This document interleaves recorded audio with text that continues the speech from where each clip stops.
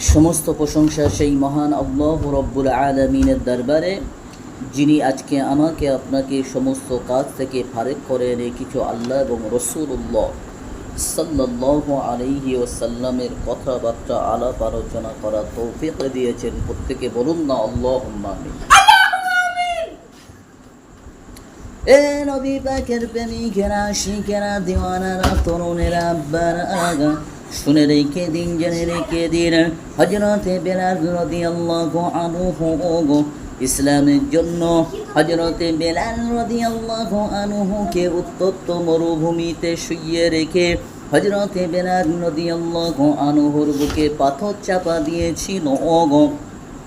তবুও তিনি আল্লাহ আহাদ, আল্লাহ এক, আহাদ আহাদ আহাদটা বলেছিল। এ নবী পাকের প্রেমিকেরা, আশিকেরা, দিওয়ানারা, তরুণেরা, আব্বারা, ইসলাম